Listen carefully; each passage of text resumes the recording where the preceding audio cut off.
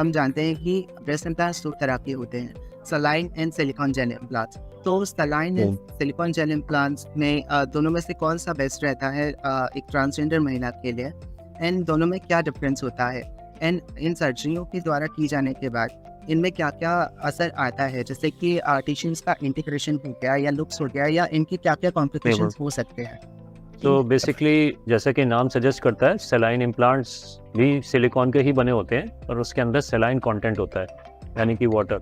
और silicon implants जो होते हैं उसमें सिलिकॉन जेल होता है, जो कि एक बायोकम्पैटिबल मटेरियल है। वो एक सिलिकॉन का शेल होता है उसका, और उसके अंदर सॉफ्ट सिलिकॉन जेल होती है, जो कि उसे नेचुरल फील देती है। तो अगर हम दोनों को कंपेयर करें तो सिलिकॉन जेल वाला इम्प्लांट नेचुरल फील देता है ब्रेस्ट को। जब वो इम्प्लांट डला होता है तो पता ही नहीं लगता कि इम्प्लांट डला हुआ है, ऐसा लगता है जैसे ब्रेस्ट टिश्यू ही है। सेलाइन इम्प्लांट, सेलाइन की कंसिस्टेंसी सिलिकॉन के मुकाबले काफ़ी लाइट होती है, it's not as thick as silicone. और उसका एडवांटेज ये होता है कि बाई चांस इम्प्लांट अगर फट जाए तो silicone is harmlessly absorbed in the body, उसमें कोई नुकसान नहीं होता। सिलिकॉन जेल इम्प्लांट अगर फट जाए तो वो भी, आजकल जो इम्प्लांट आ रहे हैं वो उसका टेक्सचर इस तरह से कि वो सिलिकॉन जेल माइग्रेट नहीं करती है, वो वहीं पे रहती है, वो कहीं ऐसा नहीं कि इधर उधर चली जाएगी जेल।